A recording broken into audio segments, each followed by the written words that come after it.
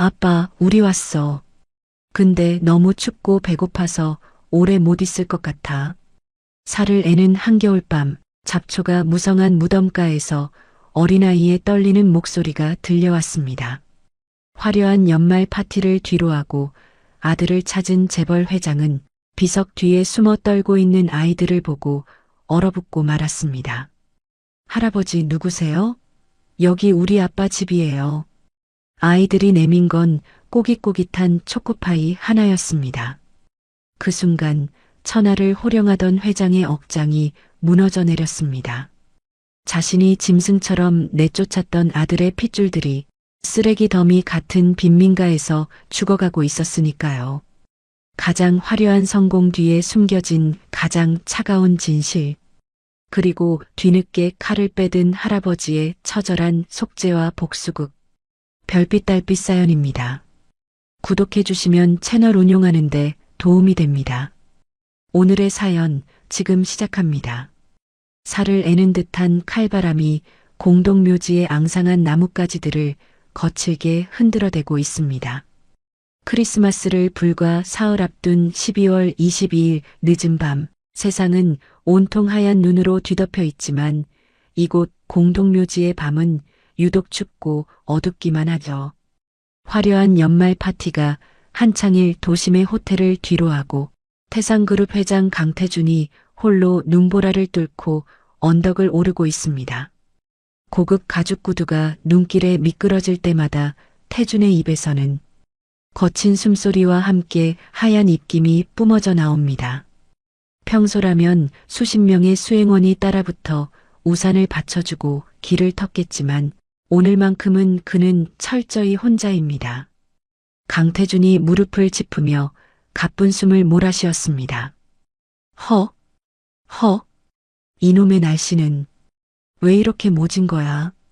태준은 늙은 육체를 억지로 이끌고 비틀거리는 걸음으로 산 중턱을 향해 나아갑니다.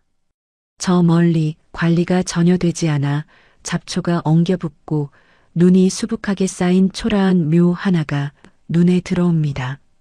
비석조차 제대로 보이지 않을 만큼 방치된 그곳은 바로 5년 전 그가 비정하게 내쫓았던 아들 강민우가 잠든 곳입니다. 태준은 얼어붙은 비석 앞에 다다르자마자 다리에 힘이 풀려 그 자리에 주저앉고 맙니다.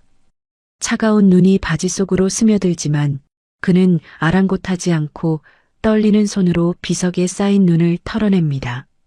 강태준이 비석의 차가운 돌을 어루만지며 탄식했습니다. 민우야, 못난 애비가 왔다. 내가 너무 늦게 왔구나. 태준의 손끝에 닿는 비석은 마치 아들의 식어버린 시신처럼 차갑기 그지없습니다. 회한과 죄책감이 가슴을 짓누르자 태준은 고개를 떨구고 흐느끼기 시작합니다. 천하를 호령하던 재벌 총수의 위엄은 온데간데없고 그저 자식을 잃은 늙은 아비의 초라한 등만 눈보라 속에 남겨져 있을 뿐입니다. 그때였습니다. 바스락거리는 소리가 묘비 뒤쪽 어둠 속에서 들려옵니다. 태준은 깜짝 놀라 눈물을 훔치며 고개를 듭니다. 강태준이 묘비 뒤를 노려보며 소리쳤습니다. 누구냐? 거기에 누가 있는 게냐? 태준의 고함에 놀란 듯 비석 뒤 그림자 속에서 작은 형체 두 개가 움찔거리며 서로를 끌어안습니다. 어둠 속에서 모습을 드러낸 것은 산짐승이 아니라 고작 5살쯤 되어 보이는 아이들이었습니다. 살을 파고드는 추위에도 불구하고 아이들은 낡고 얇은 패딩 점퍼 하나에 의지한 채 파들파들 떨고 있습니다. 남자아이인 강은우가 겁먹은 동생 강은별의 어깨를 감싸주며 태준을 경계하는 눈빛으로 쳐다봅니다. 아이들의 코와 볼은 추위로 빨갛게 얼어 터질 듯하고 작은 손은 장갑도 없이 터져 있습니다. 태준은 이 늦은 밤 인적 드문 공동묘지에 어린 아이들이 있다는 사실에 경악을 금치 못합니다. 강은별이 오빠의 옷자락을 꽉 쥐며 울먹였습니다. 오빠, 저 할아버지 누구야? 나 무서워. 강은우가 동생의 앞을 막아서며 태준을 향해 또렷하게 말했습니다. 우리 아빠 만나러 왔어요. 할아버지는 누구세요? 여기 우리 아빠 집이에요. 아이의 입에서 나온 아빠라는 단어에 태준의 심장이 덜컥 내려앉습니다. 태준은 믿을 수 없다는 표정으로 아이들을 멍하니 바라봅니다. 달빛이 구름 사이로 잠깐 비치자 은우의 얼굴이 환하게 드러납니다. 그 순간 태준은 숨을 멈췄습니다. 오똑한 코, 고집스러워 보이는 인매, 그리고 깊은 눈망울. 그것은 30년 전 자신의 품에 안겨 방긋 웃던 어린 시절의 아들 민우와 소름 끼치도록 똑같았기 때문입니다. 태준은 비틀거리며 비석을 잡고 몸을 일으키려 하지만 충격으로 인해 다리가 말을 듣지 않습니다. 강태준이 떨리는 목소리로 중얼거렸습니다. 설마 너희들이 민우이. 아이들은 낯선 노인의 반응에 더욱 움츠러들면서도 해야 할 일이 있다는 듯 비석 앞으로 조심스럽게 다가옵니다. 은우는 주머니에서 꼬깃꼬깃하게 눌린 초코파이 하나를 꺼내고 은별은 품에 소중히 안고 있던 예쁜 솔방울 하나를 꺼냅니다. 아이들은 고사리 같은 손으로 그 초라한 선물들을 비석 위에 조심스럽게 올려놓습니다.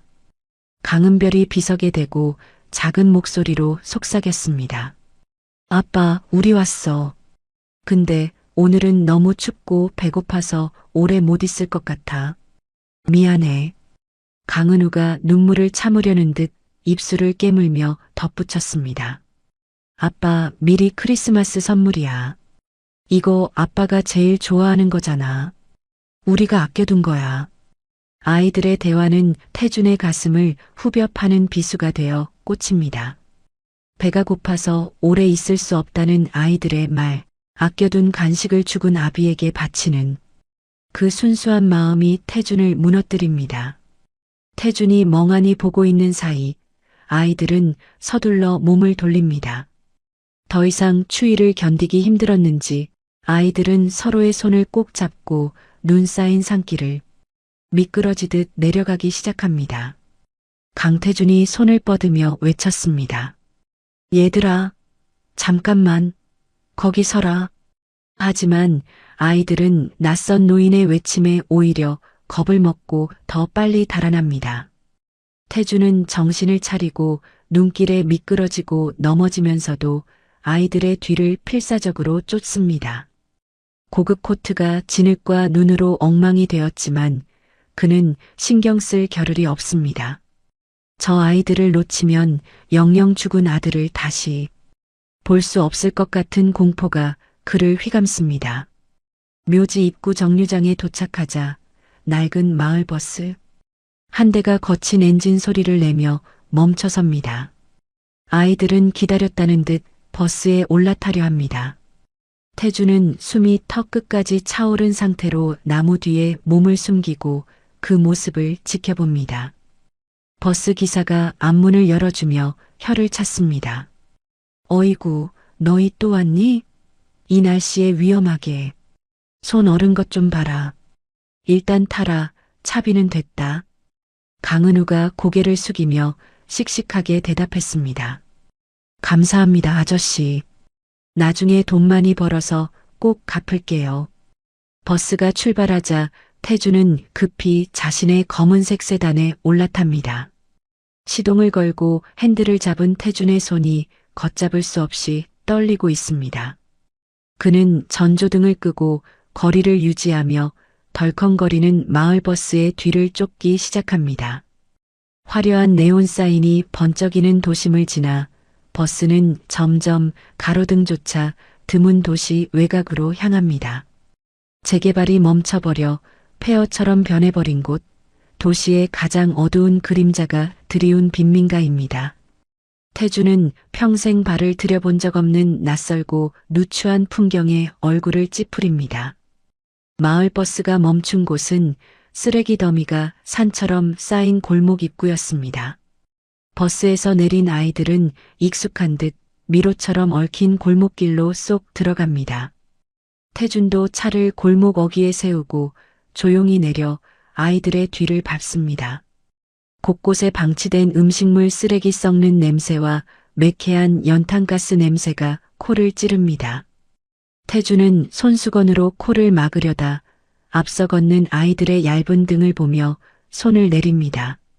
내 손주들이, 내 아들의 핏줄들이 이런 지옥 같은 곳에서 숨쉬고 있었다는 사실이 그를 질식하게 만듭니다.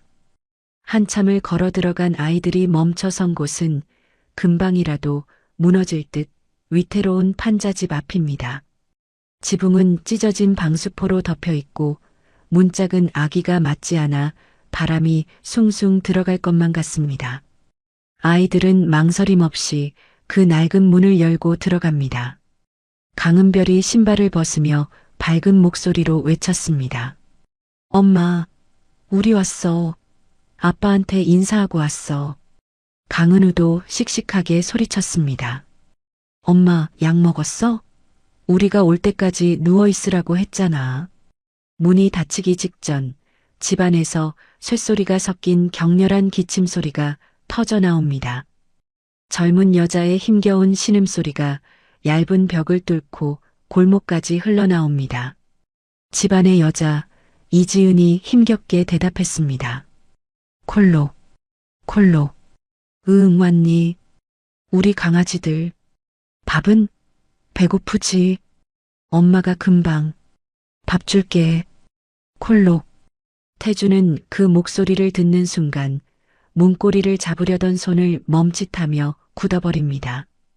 며느리라고 짐작되는 여자의 고통스러운 기침소리, 그리고 배고프다는 말에 아픈 몸을 일으키려는 그 처절한 모성애가 문 밖의 태준을 짓누릅니다. 태준은 차마 그 문을 열지 못한 채 문 밖 어둠 속에 서서 떨리는 주먹만 꽉 쥐고 있습니다. 그의 눈에서는 뜨거운 눈물이 볼을 타고 흘러내려 차가운 바닥으로 떨어집니다. 다 찢어진 비닐로 덧댄 창문 틈 사이로 희미한 백열등 불빛이 새어나옵니다. 태주는 홀린 듯 그 창가로 다가가 안을 들여다봅니다. 좁디 좁은 단칸방, 냉기가 도는 바닥에 이불 하나 없이 누워있는 창백한 여자의 얼굴이 보입니다. 고열로 붉게 달아오른 얼굴을 한 채 식은 난로 옆에 쓰러져 있는 며느리 지은, 그리고 그런 엄마의 이마에 차가운 물수건을 올려주는 고사리 같은 은우의 손길. 은별이는 엄마의 배 위에 엎드려 배고픔을 참는 듯 가만히 눈을 감고 있습니다. 태주는 입을 틀어막고 터져나오는 오열을 삼킵니다. 자신이 호화로운 저택에서 와인을 마시며 인생을 즐기는 동안 자신의 핏줄들은 이 차가운 냉골에서 생존을 위해 사투를 벌이고 있었던 것입니다. 그때 골목 저편에서 누군가 거칠게 발소리를 내며 다가옵니다. 험상궂은 표정의 중년 사내가 판자집 문을 쾅쾅 두드립니다. 집주인이 문을 걷어차며 고함을 질렀습니다. 이봐, 안에 있는 거 다 알아. 당장 문 열어. 태주는 황급히 몸을 돌려 담벼락 뒤 그림자 속으로 숨습니다.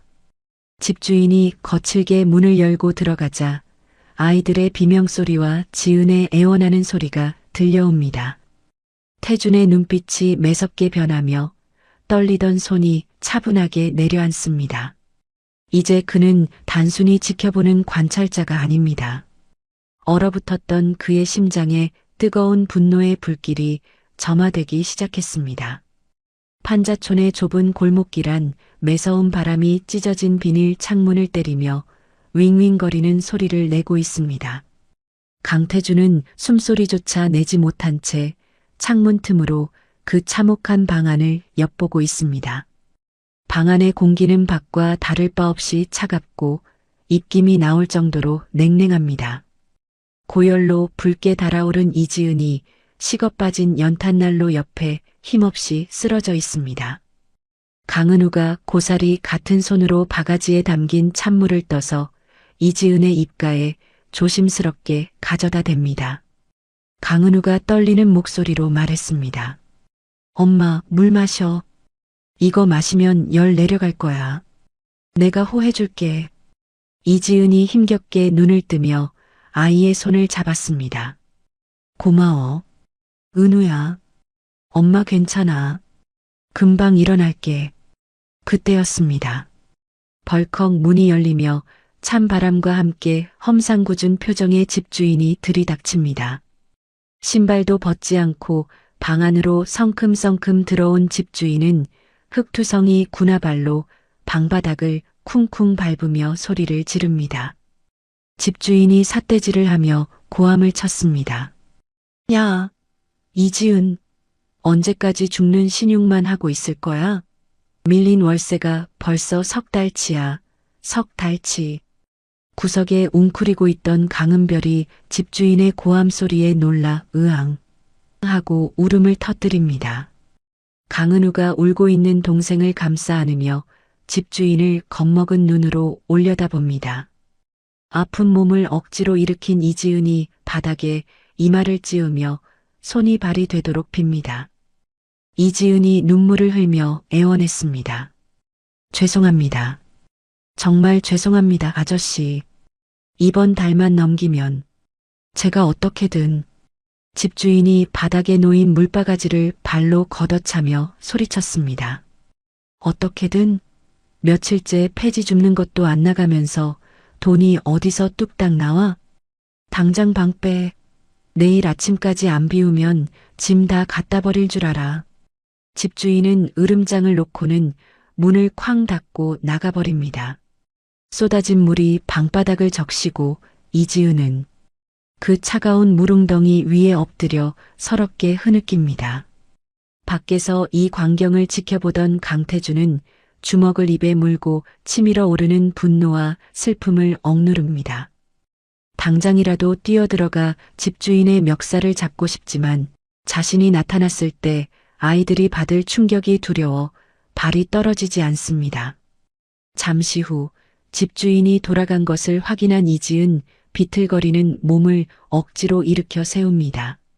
벽에 걸린 솜이 다 빠진 낡은 조끼를 꺼내 겹쳐 입는 그녀의 손이 앙상하게 말라 있습니다. 강은우가 이지은의 옷자락을 잡으며 울먹였습니다. 엄마, 나가지 마. 밖이 너무 추워. 그냥 우리랑 같이 있자. 이지은이 아이의 머리를 쓰다듬으며 억지로 웃어 보였습니다. 은우야, 은별아. 엄마가 나가서 일해야 맛있는 밥도 먹고 따뜻하게 자지. 금방 다녀올게. 문 꼭 잠그고 있어. 이지은은 아이들을 안심시키고는 비틀거리는 걸음으로 문을 열고 밖으로 나옵니다. 문 앞에 세워둔 녹슨 리어카 손잡이를 잡는 그녀의 손은 동상에 걸려 퉁퉁 부어 있습니다. 어둠 속에 숨죽이고 있던 강태주는 그녀가 힘겹게 리어카를 끌고 골목길 빙판 위로 나서는 모습을 지켜봅니다. 가로등조차 없는 어두운 골목, 살짝 내리막인 길에서 리어카 바퀴가 얼음에 미끄러집니다. 아! 짧은 비명과 함께 이지은이 리어카와 함께 바닥으로 거칠게 넘어집니다. 날카로운 얼음 조각에 손바닥이 찢어졌는지 붉은 피가 눈 위에 번집니다. 그 모습을 본 강태주는 더 이상 참지 못하고 반사적으로 뛰쳐나갑니다. 강태준이 이지은의 팔을 다급하게 잡으며 외쳤습니다. 괜찮나? 정신 차려. 이봐, 정신 차리게. 갑작스러운 낯선 남자의 등장에 이지은은 쏘스라치게 놀라며 뒷걸음질 칩니다. 가로등 불빛이 강태준의 얼굴을 비추자 이지은의 눈동자가 공포와 경악으로 크게 흔들립니다.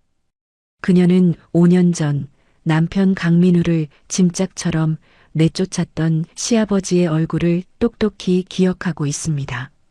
이지은이 비명을 지르며 뒤로 물러섰습니다. 회장님? 당신이 여길 어떻게 해? 강태주는 당황하며 품 안에서 두툼한 지갑을 꺼냅니다. 떨리는 손으로 수표 뭉치를 있는 대로 꺼내 이지은의 피 묻은 손에 억지로 쥐어주려 합니다. 강태준이 횡설수설하며 말했습니다. 일단 병원부터 가자. 애들이 보고 있지 않느냐. 돈은 걱정 말고 어서 일어나. 그 순간 이지은의 눈빛이 싸늘하게 변합니다. 그녀는 강태준의 손을 거칠게 뿌리치며 쥐어준 수표 뭉치를 바닥에 내동댕이 칩니다. 바람에 날린 고액 수표들이 눈 덮인 오물과 쓰레기 더미 위로 처참하게 흩어집니다. 강태준은 생전 처음 겪는 모멸감과 당혹감에 굳어버린 채 흩어지는 돈을 멍하니 바라봅니다. 이지은이 악에 받친 목소리로 절규했습니다. 돈? 이제 와서 돈? 당신이 민우 씨를 죽여놓고 이제 와서 돈으로 해결하려 해? 당장 꺼져. 내 아이들 앞에서 얼씬도 하지 마. 강태준이 억울하다는 듯 물었습니다. 내가 죽이다니. 그게 무슨 소리냐? 민우는 병으로 죽었다고 들었다.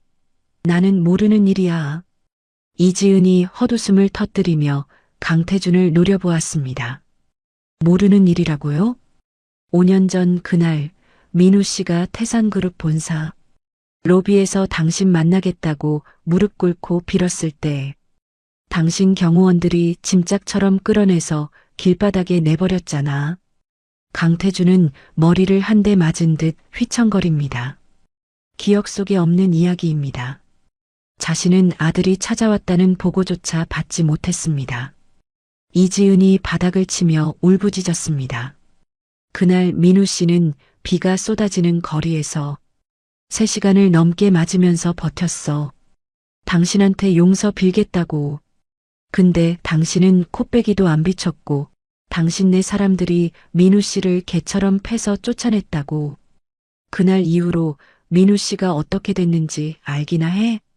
강태준이 떨리는 입술로 되물었습니다. 그게 정말이냐? 이지은이 도끼 어린 눈으로 쏘아붙였습니다. 그 충격으로 우울증 얻고 몸져 누웠는데도 당신네 태산이 취업길 다 막아놔서 약값 한 푼 못 벌었어. 치료비가 없어서 진통제 하나 못 사 먹고 밤마다 고통스러워하다가 죽었어. 당신이 죽인 거야. 당신이랑 그 잘난 태산그룹이 내 남편을 죽였다고. 충격적인 진실 앞에 강태준은 할 말을 잃고 비틀거립니다. 자신은 아들이 외국으로 떠나 잘 살고 있는 줄 알았습니다. 최 전무가 그렇게 보고했으니까요. 하지만 눈앞에 며느리가 토해내는 피 맺힌 절규는 거짓이라기엔 너무나 처절합니다. 그때 밖에 소란을 듣고 강은우가 문을 박차고 뛰쳐나옵니다. 엄마가 바닥에 주저앉아 울고 있고 묘지에서 봤던 낯선 할아버지가 서 있는 것을 본 은우는 본능적으로 엄마 앞을 가로막습니다. 강은우가 작은 주먹을 쥐고 강태준을 향해 소리쳤습니다. 우리 엄마 괴롭히지 마. 저리 가. 이 나쁜 할아버지야. 뒤따라 나온 강은별은 이지은의 다리에 매달려 서럽게 울기 시작합니다. 강은별이 울먹이며 말했습니다. 엄마 울지 마. 할아버지 가세요. 제발 우리 엄마 때리지 마세요. 손주들에게조차 괴물, 나쁜 할아버지 취급을 받게 된 강태준. 그는 무너진 자존심과 걷잡을 수 없는 죄책감에 휩싸여 숨조차 제대로 쉬기 힘듭니다. 바닥에 떨어진 수표 한 장 주울 생각도 못한 채 강태준은 도망치듯 뒷걸음질 칩니다. 아이들의 울음소리와 며느리의 원망 어린 눈빛이 등 뒤에서 비수처럼 꽂힙니다. 강태준은 미친 사람처럼 골목길을 빠져나와 자신의 차에 올라탑니다. 차 문을 닫자마자 핸들에 얼굴을 묻고 거친 숨을 몰아쉽니다. 심장이 터질 듯 쿵쾅거리고 손끝이 제멋대로 떨립니다. 아들이 자신을 만나러 왔었다는 사실, 그리고 비참하게 끌려나갔다는 사실. 이 모든 것이 최 전무의 보고와는 정반대입니다. 강태준이 주머니에서 핸드폰을 꺼내 비서실장에게 전화를 걸었습니다. 신호가 가기도 전에 강태준이 전화기에 대고 짐승처럼 으르렁거렸습니다. 비서실장, 지금 당장 보안실로 내려가. 비서실장이 당황한 목소리로 물었습니다. 네, 회장님, 지금 시간이. 무슨 일이십니까? 강태준이 핸들을 주먹으로 내리치며 고함을 질렀습니다. 묻지 말고 시키는 대로 해. 5년 전 12월 강민우가 본사 로비에 왔던 날. 그날 CCTV 기록이랑 보안팀 업무일지 당장 찾아내. 하나라도 빠뜨리면 보안팀 전원 목을 칠 줄 알아. 당장 찾아. 전화를 끄는 강태준의 눈빛이 무섭게 번뜩입니다. 슬픔으로 가득 찼던 눈동자에 차가운 살기가 서리기 시작합니다. 그는 백미러로 멀어지는 빈민가의 어두운 골목을 노려보며 엑셀레이터를 바닥까지 밟았습니다. 검은 세단이 굉음을 내며 눈 덮인 도로를 질주합니다. 이제 태산그룹에는 피바람이 불어닥칠 것입니다. 다음 날 아침 8시 태산그룹 본사 로비 앞은 출근하는 직원들로 분주합니다. 회전문이 쉴 새 없이 돌아가고 대리석 바닥을 울리는 구두굽 소리가 요란하게 로비를 채우고 있죠. 밤새 한숨도 자지 못해 퀭한 눈을 한 강태준이 검은색 세단 뒷좌석에 앉아 차창 밖을 멍하니 바라보고 있습니다. 그의 머릿속은 어제 빈민가에서 들었던 며느리의 절규와 손주들의 울음소리로 가득 차 있어 화려한 회사의 풍경이 낯설게만 느껴집니다. 차가 정문 앞에 멈춰 서려는 찰나 로비 한쪽에서 소란스러운 고성이 들려옵니다. 수트를 말끔하게 차려입은 보안요원 서너시 한 남자를 거칠게 밀치고 있습니다. 남자는 낡은 점퍼 차림에 헝클어진 머리를 하고 있지만 두 손으로 피켓 하나를 생명줄처럼 꽉 쥐고 버티고 있습니다. 시위하는 남자가 목에 핏대를 세우며 소리쳤습니다. 이거 나도 회장님 좀 만나자. 내 친구 살려내라고. 태산그룹은 강민우를 살려내라. 보안팀장이 남자의 팔을 꺾으며 위협적으로 말했습니다. 이 사람이 진짜 좋은 말로 할 때 꺼지라고 했지? 아침부터 재수없게 어디서 행패야. 당장 끌어내. 남자가 바닥에 질질 끌려가면서도 태준의 차를 향해 절규했습니다. 강태준 회장, 당신이 사람이면 나와봐. 당신 아들이 어떻게 죽었는지 알기나 해? 나와보라고. 차 안에서 그 모습을 지켜보던 태준의 눈동자가 흔들립니다. 피켓에 적힌 강민우라는 이름 세 글자가 태준의 심장을 강타합니다. 태준은 창문을 내리고 남자의 얼굴을 유심히 살핍니다. 기억 저편에 남아있는 얼굴, 5년 전 아들 민우가 집에 데려와 인사시켰던 대학 동창 김석훈입니다. 태준이 다급하게 차 문을 열고 내립니다. 강태준이 지팡이로 바닥을 쿵 찍으며 호통쳤습니다. 그만, 지금 뭐하는 짓들이냐? 서슬 퍼런 회장의 고함에 보안 요원들이 감전된 듯 멈칫하며 물러섭니다. 바닥에 내동댕이 쳐진 김석훈이 거친 숨을 몰아쉬며 고개를 들어 태준을 노려봅니다. 그의 눈에는 태준에 대한 두려움보다는 증오와 분노가 이글거리고 있습니다. 보안팀장이 허리를 90도로 굽히며 당황해했습니다. 회장님, 죄송합니다. 웬 미친놈이 아침부터 헛소리를 해대서 지금 당장 안 보이게 치우겠습니다. 강태준이 보안팀장을 차갑게 일갈했습니다. 손대지 마라. 내 손님이다. 보안팀장의 얼굴이 하얗게 질립니다. 태준은 흙투성이가 된 채 바닥에 주저앉아 있는 석훈에게 다가가 손을 내밉니다. 하지만 석훈은 태준의 손을 거들떠보지도 않고 스스로 먼지를 털며 일어납니다. 김석훈이 태준을 비웃으며 말했습니다. 손님? 아들 죽인 살인자 취급이 아니라 손님 대접이라니 영광이어서 눈물이 다 나는군요. 태준은 모욕적인 언사에도 안색 하나 변하지 않고 석훈을 응시합니다. 지금 그에게 중요한 것은 체면이 아니라 진실입니다. 강태준이 낮은 목소리로 말했습니다. 자네, 민우 친구 석훈이 맞지? 할 이야기가 많은 것 같으니 내 방으로 가지. 보안팀장은 이분을 정중히 모셔라. 잠시 후 태산그룹 50층 회장실. 숨막힐 듯한 정적이 흐르는 가운데 김석훈이 소파에 앉지도 않고 서서 태준을 노려보고 있습니다. 태준은 비서들을 모두 물리고 블라인드까지 내린 채 석훈과 마주섭니다. 강태준이 무겁게 입을 열었습니다. 민우가 어떻게 된 건지 말해보게. 아까 밖에서 한 말 무슨 뜻인가? 김석훈이 품 안에서 주먹을 꽉 쥐며 부들부들 떨었습니다. 회장님은 정말 모르십니까? 아니면 모른 척 하시는 겁니까? 민우가 5년 동안 어떻게 살았는지, 아니, 어떻게 죽어갔는지. 강태준이 답답하다는 듯 가슴을 치며 말했습니다. 보고받기로는 외국에서 잘 지내다 지병으로 갔다고 들었네. 내가 몹쓸 짓을 해서 연을 끊긴 했지만 그래도 내 자식인데. 김석훈이 헛웃음을 터뜨리더니 품 안에서 낡은 USB 하나를 꺼내 탁자 위에 던집니다. 지병, 잘 지내? 정말 편하게 사시는군요. 민우는 병으로 죽은 게 아닙니다. 태산이, 아니 당신이 사회적으로 매장시켜서 굶겨 죽인 겁니다. 태준은 떨리는 손으로 USB를 집어 노트북에 연결합니다. 파일을 클릭하자 익숙한 목소리가 흘러나옵니다. 자신의 최측근이자 그룹의 2인자 최 전무의 목소리입니다. 녹음 파일 재생.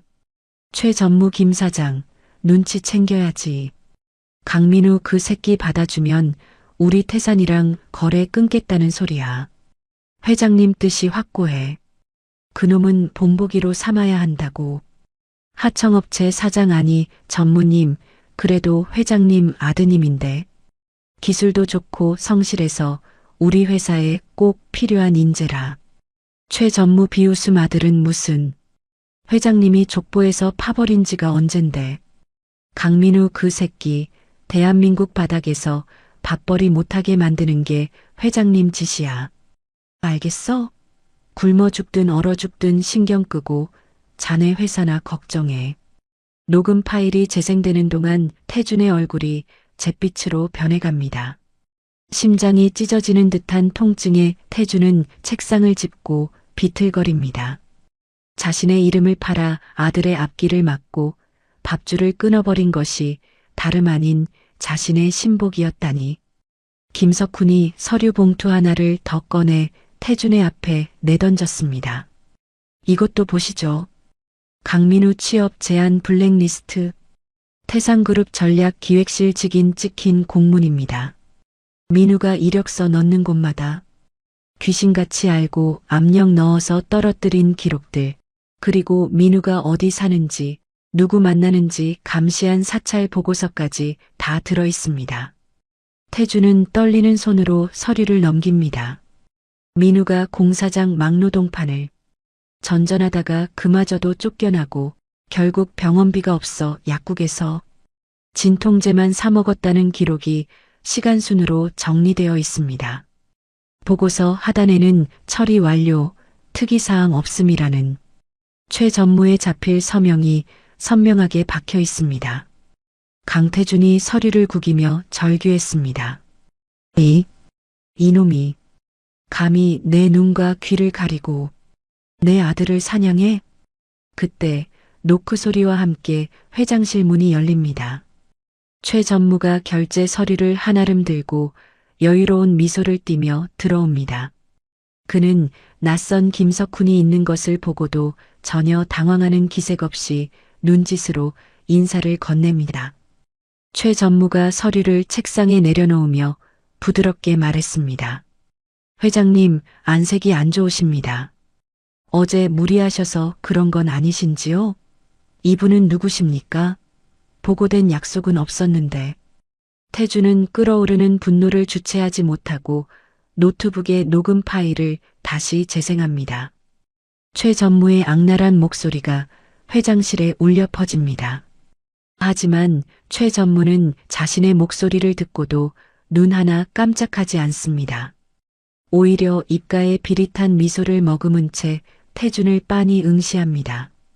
강태준이 책상을 내리치며 고함을 질렀습니다. 최 전무, 이게 대체 뭐냐? 네가 내 놈이 내 아들을 죽인 거냐? 내 이름을 팔아서 민우를 벼랑 끝으로 몬 게 너였어. 김석훈도 옆에서 최 전무를 향해 달려들 듯 소리쳤습니다. 당신이 사람이냐? 민우가 찾아와서 살려만 달라고 빌었을 때도 당신이 쫓아냈지. 악마 같은 새끼.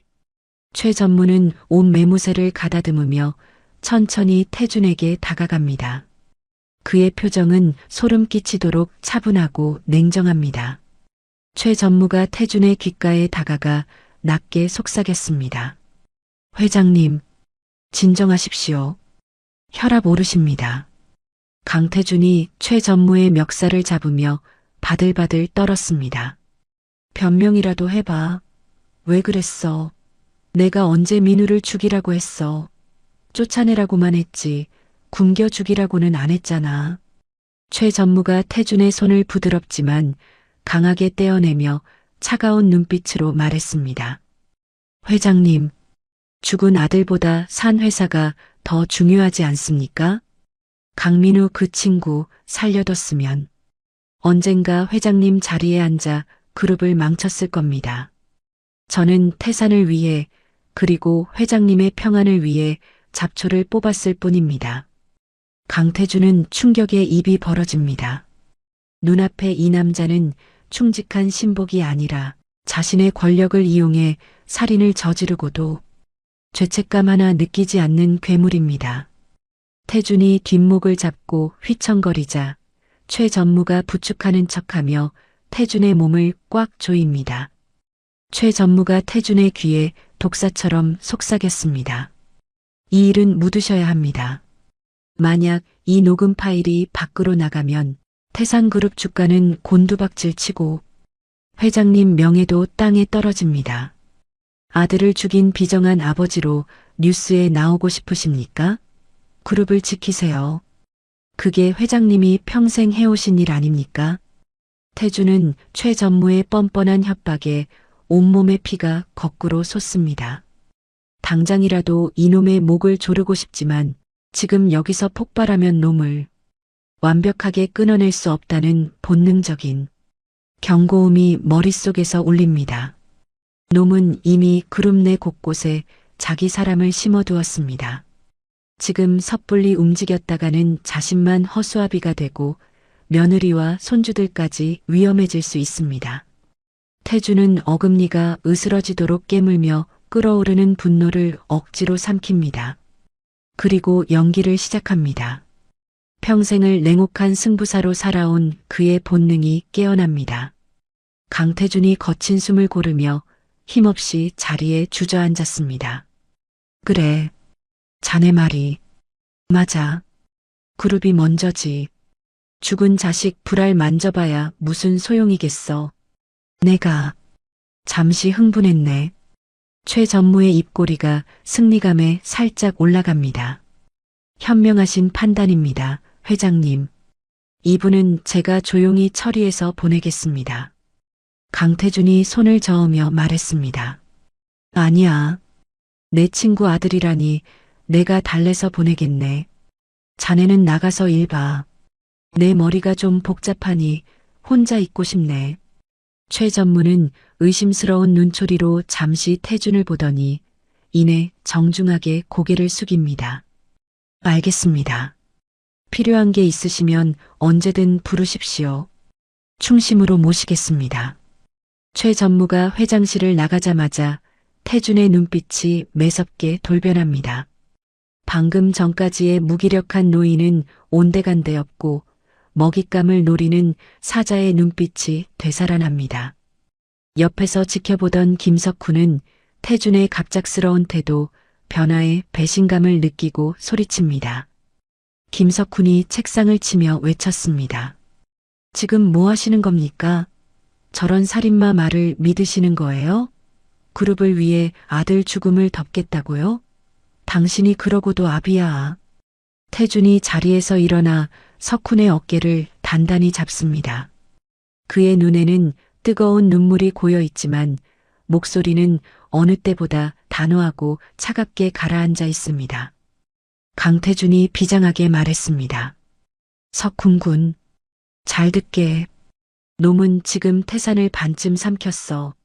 지금 내가 저놈 멱살을 잡고 경찰서 가봤자 놈은 꼬리 자르기로 빠져나가고 나는 치매 노인 취급받으며 쫓겨날 걸세. 그럼 내 남은 가족들, 지은이랑 아이들은 누가 지키나? 김석훈이 멈칫하며 태준의 눈을 바라봅니다. 그럼 어쩌시려고요? 강태준이 금고 쪽으로 걸어가며 말했습니다. 사냥을 하려면 덫을 놓아야지. 놈이 가장 안심하고 있을 때 가장 높은 곳에서 나락으로 떨어뜨려 줄 거야. 뼈 한 조각도 남지 않게 아주 철저하게 부숴버릴 걸세. 태준은 벽에 숨겨진 개인 금고를 열고 작은 열쇠 하나와 검은색 카드를 꺼냅니다. 그리고 서랍 깊숙한 곳에서 현금 다발이 든 봉투를 꺼내 석훈의 손에 쥐어줍니다. 강태준이 석훈의 손을 꽉 잡으며 부탁했습니다. 자니가 민우 대신 내 손발이 되어주게. 이건 내 비밀 금고 열쇠와 추적이 불가능한 법인카드야. 자니가 모아온 증거, 그걸로는 부족해. 놈의 비자금 장부, 차명 계좌, 그리고 더러운 뒷거래 내역까지 싹 다 긁어 모아줘.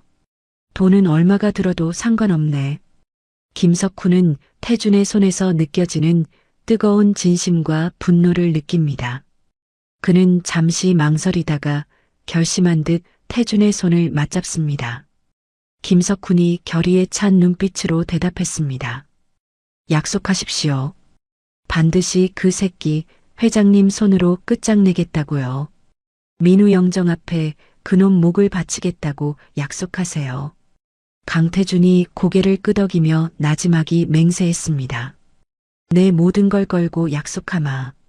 내 아들을 죽인 데가 피눈물로 갚게 해줄 거다.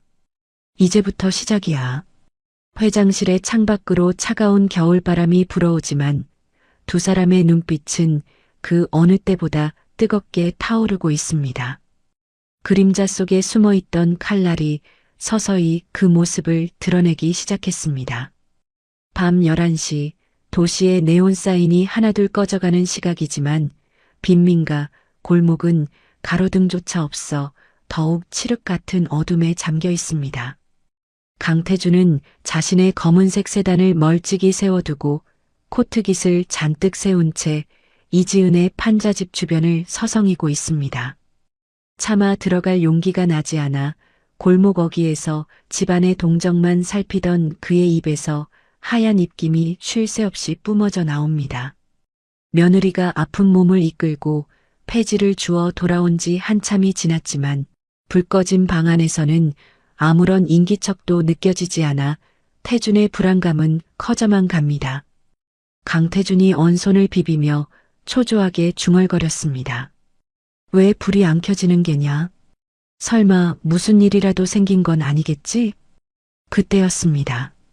고요하던 밤하늘을 찢을 듯 날카로운 사이렌 소리가 골목 입구에서부터 요란하게 울려 퍼집니다. 붉은 경광등 불빛이 어두운 골목벽을 어지럽게 훑고 지나가자 태준의 심장이 덜컥 내려앉습니다. 구급차 한 대가 좁은 골목길을 비집고 들어와 이지은의 집 앞에 급하게 멈춰섭니다. 태준은 반사적으로 몸을 숨기려다 구급대원들이 들 것을 들고 집 안으로 뛰어들어가는 모습을 보고 튀어나갑니다. 구급대원이 다급하게 외쳤습니다. 환자분, 정신 차리세요. 들리십니까? 혈압이 너무 낮아. 서둘러.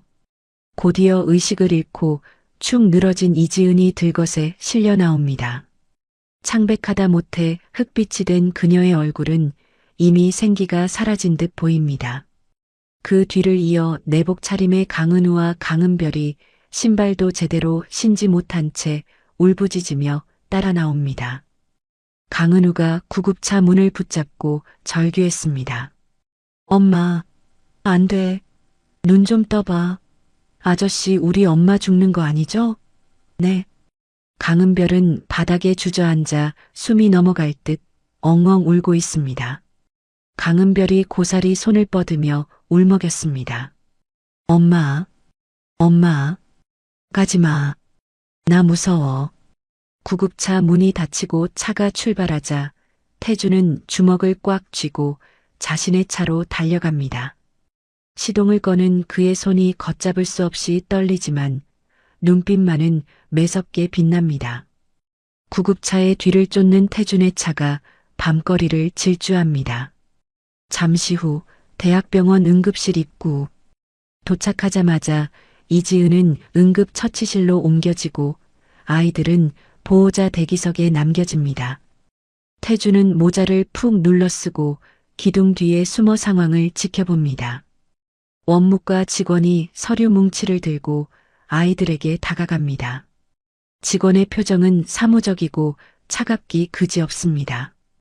원무과 직원이 난처한 표정으로 물었습니다. 얘들아, 어른은 없니? 보호자 연락처 없어? 입원 수속을 해야 치료를 계속할 수 있는데 보증금이 필요해. 강은우가 주머니를 뒤적거려 꼬깃꼬깃한 1,000원짜리 몇 장과 동전 뭉치를 꺼내 직원에게 내밉니다. 저금통을 털어온 듯한 그 푼돈이 아이가 가진 전 재산입니다. 강은우가 눈물을 뚝뚝 흘리며 애원했습니다. 아저씨, 이거 다 드릴게요. 우리 엄마 좀 살려주세요.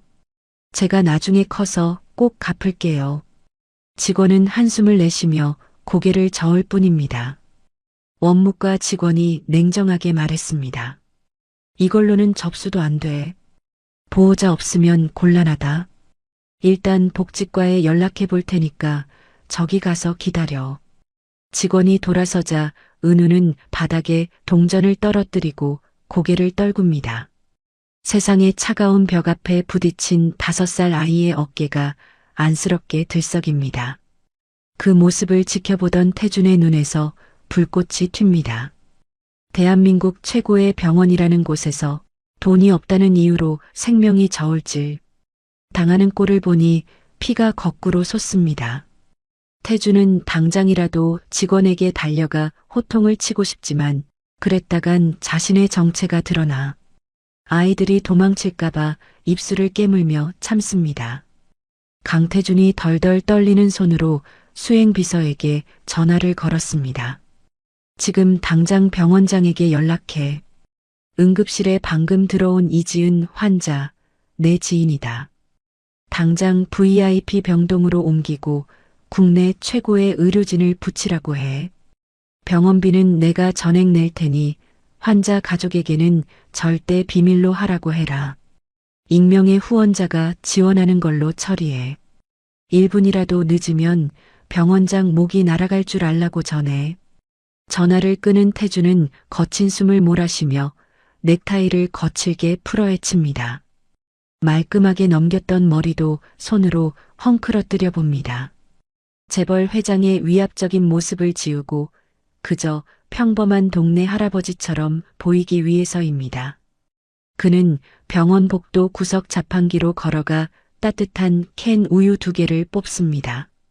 그리고 편의점으로 달려가 김이 모락모락 나는 찐빵 한 봉지를 사서 품에 안습니다. 따뜻한 찐빵의 온기가 차가운 그의 가슴을 데워줍니다. 응급실 대기실 구석, 차가운 철제 의자에 서로의 체온에 의지에 웅크리고 있는 은우와 은별. 아이들은 엄마가 잘못될까봐 겁에 질려 파들파들 떨고 있습니다. 태주는 조심스럽게 아이들에게 다가가 옆자리에 털썩 앉습니다. 강태준이 짐짓 밝은 목소리로 너스레를 떨었습니다. 어이쿠, 춥다 추워. 꼬마 친구들, 여기서 뭐하고 있니? 오늘이 무슨 날인지 알아? 잔뜩 경계하며 고개를 든 강은우가 태준을 알아보고 눈을 크게 뜹니다. 묘지에서 봤던 그 할아버지입니다. 은우가 은별을 감싸며 뒤로 물러나려 하자 태주는 서둘러 품 안에서 김이 나는 찐빵을 꺼내 보입니다. 강태준이 찐빵을 반으로 가르며 말했습니다. 나쁜 사람 아니란다. 나는, 그래, 산타 할아버지의 심부름꾼이야. 너희 집 굴뚝을 못 찾아서 헤매다가 이제야 왔지 뭐냐. 배고프지? 이거 먹으렴. 하얀 김이 피어오르는 찐빵의 달콤한 냄새가 아이들의 코를 자극합니다. 하루 종일 제대로 먹지 못한 아이들의 배에서 꼬르륵 소리가 요란하게 울립니다. 은별이 침을 꿀꺽 삼키며 태준을 바라봅니다. 강은별이 조심스럽게 물었습니다. 진짜 산타 할아버지가 보냈어요? 우리 엄마 아파서 병원에 왔는데. 강태준이 따뜻한 우유캔을 은별의 볼에 대주며 고개를 끄덕였습니다. 그럼 산타 할아버지는 다 알고 계시지. 엄마는 곧 나으실 거야. 산타가 의사 선생님한테 특별히 부탁해놨거든. 그 말에 은우의 눈빛이 흔들립니다.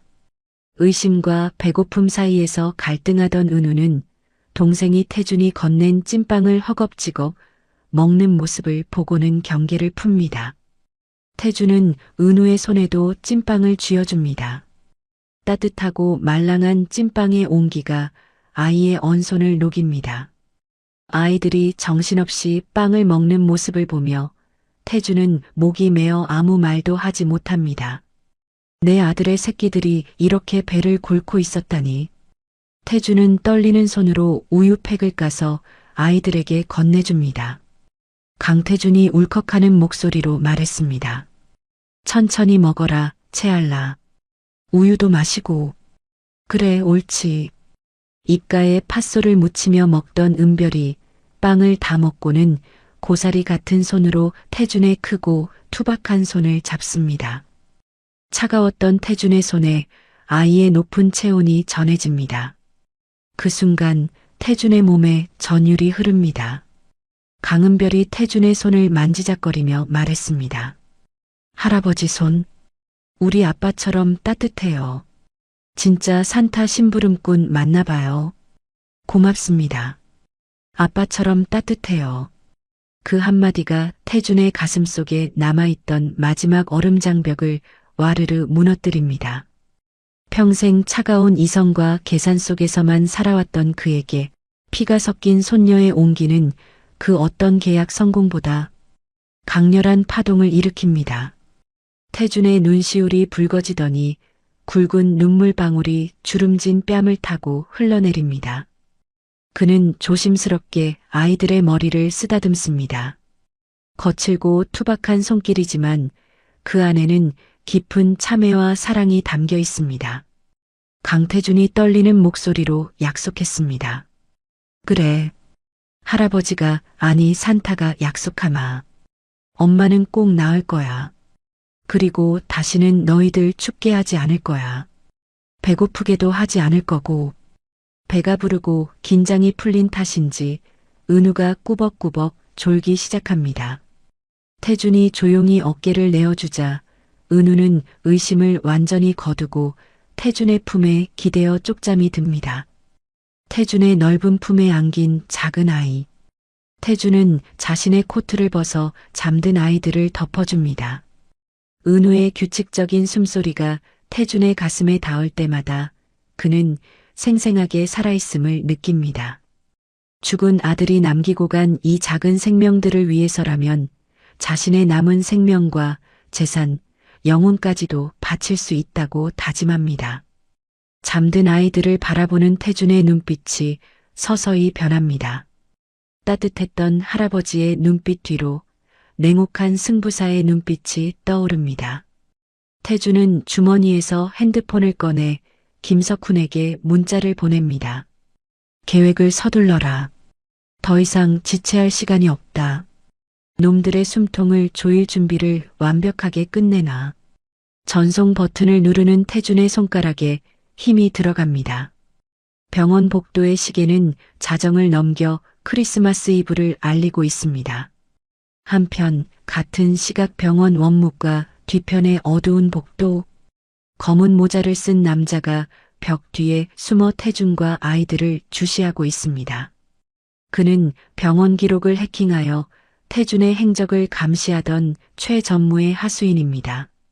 남자는 핸드폰을 꺼내 어딘가로 전화를 겁니다. 하수인이 낮고 은밀한 목소리로 보고했습니다. 전무님, 예상이 맞았습니다. 강 회장이 아이들과 접촉했습니다. 지금 같이 있습니다. 병원비도 익명으로 처리했고요. 수화기 너머로 최 전무의 차가운 웃음소리가 들려옵니다.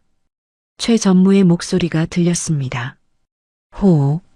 늙은이가 제법 정이 넘치네. 감히 내 눈을 피해서 쥐새끼들을 챙기시겠다? 좋아, 플랜 B를 가동해. 회장님 심장이 언제 멈출지 모르니 유족들이 슬퍼할 준비를 미리 시켜드려야지. 하수인이 비릿한 미소를 지으며 대답했습니다. 알겠습니다. 지시대로 처리하겠습니다. 전화를 끄는 하수인이 어둠 속으로 사라집니다. 아무것도 모른 채 아이들을 품에 안고 있는 태준의 등 뒤로 거대한 음모의 그림자가 검은 독사처럼 기어오고 있습니다. 가장 평화로워 보이는 이 순간 폭풍은 이미 시작되고 있었습니다. 눈부신 아침 햇살이 병실의 하얀 커튼 사이로 쏟아져 들어옵니다. 크리스마스 당일 아침, 지난밤의 폭설이 거짓말처럼 그치고 세상은 온통 눈부신 은색으로 빛나고 있습니다.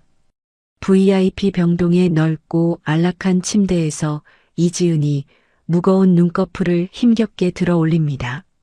소독약 냄새 대신 은은한 라벤더 향기가 코끝을 스치고 푹신한 오리털 이불의 감촉이 낯설게만 느껴집니다. 지은은 여기가 차가운 판자집이 아니라는 사실에 놀라 상반신을 벌떡 일으킵니다. 이지은이 주위를 둘러보며 당황해했습니다. 여기가 어디지? 은우야? 은별아? 그때 침대 옆 보조의자에서 쪽잠을 자고 있던 강태준이 인기척에 화들짝 놀라 깨어납니다. 헝클어진 머리에 넥타이는 풀어 헤쳐져 있고 눈가는 짓물러 있는 초라한 모습입니다. 지은은 눈앞의 노인이 자신을 내쫓았던 시아버지 강태준이라는 사실을 깨닫고 본능적으로 이불을 끌어당기며 경계합니다. 이지은이 떨리는 목소리로 물었습니다. 회장님이 왜 여기에 계십니까? 우리 아이들은요? 아이들 어디로 빼돌리셨어요? 강태준은 지은의 서슬퍼런 외침에도 변명하지 않고 침대 아래 바닥으로 내려와 무릎을 꿇습니다. 대한민국 재계 1위 태상그룹의 총수가 다 낡은 환자복을 입은 며느리 앞에서 고개를 숙인 것입니다. 지은은 예상치 못한 태준의 행동에 말을 잇지 못하고 멍하니 바라봅니다. 강태준이 바닥을 짚으며 흐느꼈습니다. 미안하다. 정말 미안하다, 아가야. 내가 죄인이다. 죽을 죄를 지었다. 이지은이 입술을 깨물며 외면했습니다. 사과받고 싶은 마음 없습니다. 당장 나가세요. 돈으로 해결하러 오신 거면 번지수 틀리셨습니다. 강태준이 고개를 저으며 절절하게 호소했습니다. 돈으로 용서받으려는 게 아니다.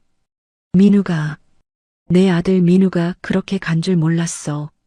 짐승만도 못한 애비가 자식 죽는 줄도 모르고, 너희들이 그 추운 곳에서 떨고 있는 줄도 모르고. 흑흑. 강태준의 어깨가 통곡으로 들썩입니다. 그의 눈물은 연기가 아닌 뼈를 깎는 후회와 고통에서 전하온 진심입니다. 지은은 5년 전 차갑고 오만했던 회장의 모습과 지금 눈앞에서 오열하는 늙은 아비의 모습을 겹쳐보며 혼란스러워합니다.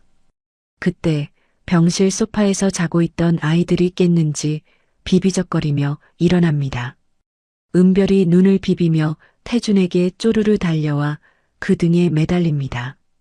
강은별이 태준의 등을 토닥이며 말했습니다. 할아버지 울지 마세요.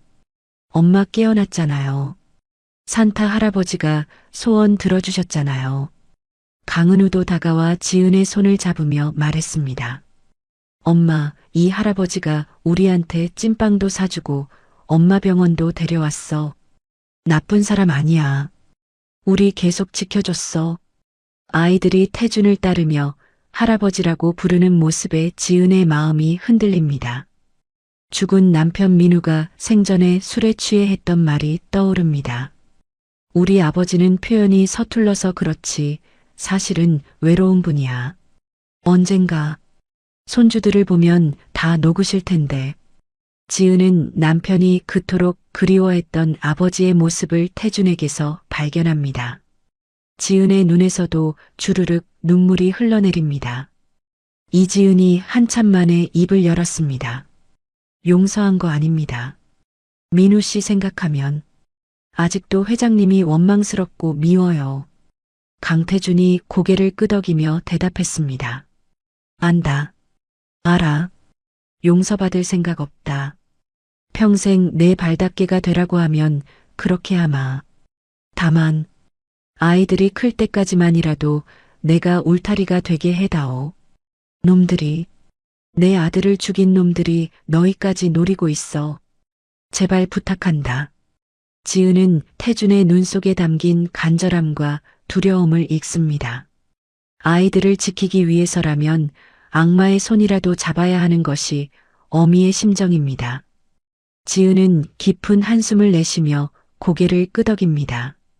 잠시 후 회진을 온 의사가 들어와 지은의 상태를 살핍니다. 영양실조와 폐렴 초기 증세가 있지만 다행히 고비는 넘겼다고 합니다. 의사가 차트를 보며 말했습니다. 열은 내렸지만 며칠 더 입원해서 경과를 지켜봐야 합니다. 절대 안정이 필요해요.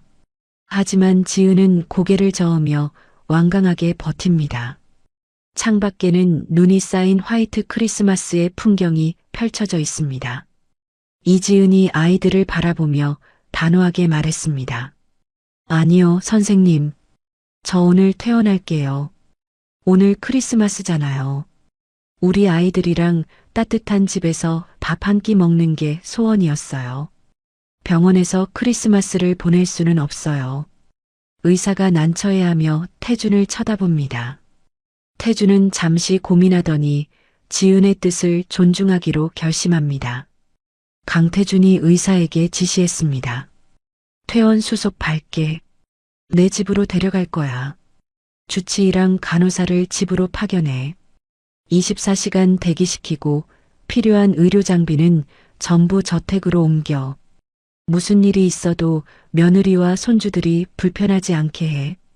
오후가 되자 태준의 검은 세단이 태상그룹 본가 저택의 거대한 철문을 통과합니다.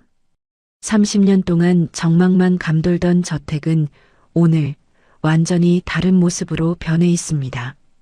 거실 한가운데에는 천장에 닿을 듯한 거대한 크리스마스 트리가 세워져 있고 형형색색의 오너먼트와 전구들이 보석처럼 반짝입니다. 집사들과 고용인들은 갑작스러운 변화에 어리둥절하면서도 오랜만에 활기를 띠는 집안 분위기에 들떠 있습니다.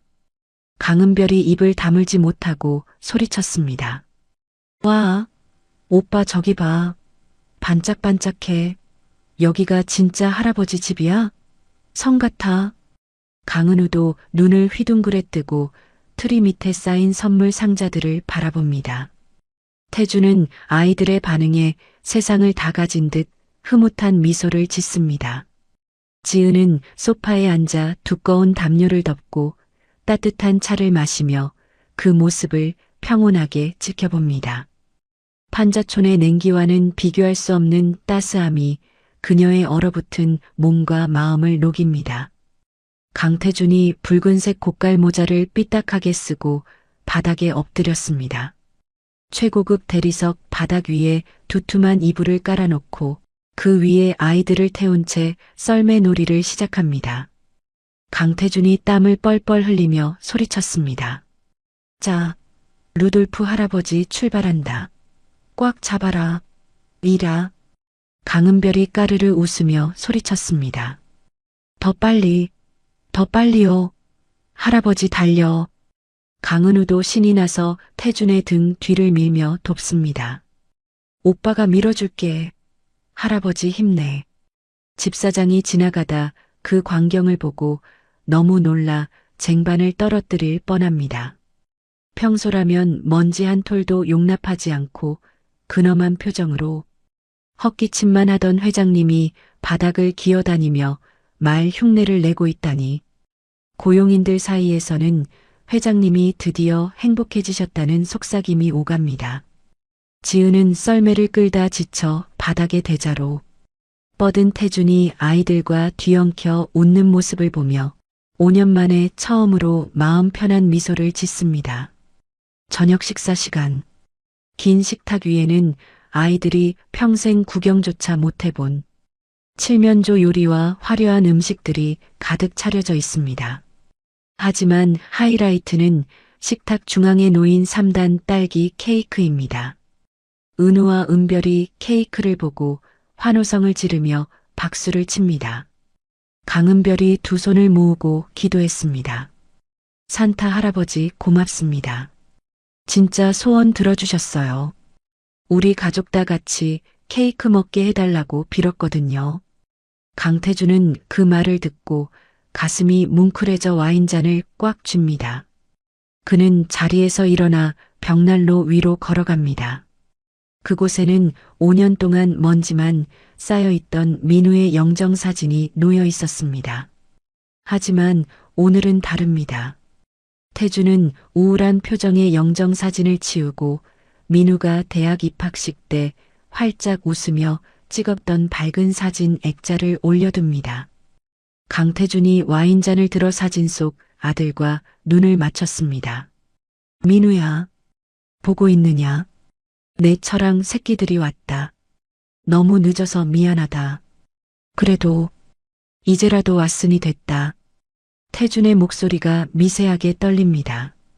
강태준이 큰 소리로 외쳤습니다. 자, 건배하자. 늦었지만 메리 크리스마스. 우리 가족의 새로운 시작을 위하여. 강은우와 강은별이 포도주스 잔을 들어 태준의 잔에 칭하고 부딪힙니다. 메리 크리스마스. 할아버지 사랑해요. 아이들이 의자에서 내려와 태준의 양볼에 쪽하고 뽀뽀를 합니다. 부드러운 아이들의 입술 감촉에 태준은 온몸에 전율을 느낍니다. 수조원의 계약을 따냈을 때도 경쟁사를 무너뜨렸을 때도 느껴보지 못한 감정입니다. 가장 완벽한 행복, 그리고 영혼을 씻어내는 듯한 카타르시스가 태준을 감쌉니다. 태준은 아이들을 으스러져라 껴안으며 눈을 감습니다. 이 행복을 지키기 위해서라면 지옥 불에라도 뛰어들 수 있을 것 같습니다. 밤이 깊어 아이들과 지은이 2층 침실에서 잠이 들자 태준은 조용히 서재로 내려옵니다. 서재에는 김석훈과 태준의 개인 고문 변호사가 긴장된 표정으로 대기하고 있습니다. 방금 전까지의 인자한 할아버지는 사라지고 다시 냉철한 승부사 강태준이 돌아와 있습니다. 강태준이 책상에 앉으며 서류를 훑어보았습니다. 변호사, 유언장 수정은 끝났나? 변호사가 서류를 내밀며 대답했습니다. 네, 회장님. 지시하신 대로 전 재산의 80%는 사회환원 및 공익재단 설립으로 나머지 20%와 경영권 방어 지분은 이지은님과 손주들에게 신탁하는 것으로 작성했습니다. 다만 이렇게 되면 이사회 반발이 심할 텐데요. 강태준이 만년필 뚜껑을 열며 차갑게 말했습니다. 반발, 지지라고 해. 어차피 썩은 살 도려내려면 피는 봐야 하는 법이야. 그리고 석훈군, 놈의 뒷조사는? 김석훈이 두툼한 서류 봉투를 건넸습니다. 최 전무가 관리하는 차명 계좌 12개, 그리고 페이퍼 컴퍼니를 통해 빼돌린 비자금 내역입니다. 이것만 터뜨려도 징역 20년은 거뜬합니다. 강태준이 만족스러운 듯 고개를 끄덕이며 서류에 서명하려 펜을 듭니다. 그때 창밖을 내다보던 김석훈의 표정이 굳어집니다. 김석훈이 커튼 틈으로 밖을 보며 다급하게 말했습니다. 회장님, 저택 정문 쪽에 낯선 차량들이 집결하고 있습니다. 그냥 지나가는 차들이 아닙니다. 보안업체 차량 같습니다. 태준이 서명을 멈추고 창가로 다가갑니다. 평화롭게 눈이 내리는 저택 대문방, 어둠 속에서 검은색 밴 서너 대가 라이트를 끈 채 조용히 대기하고 있습니다.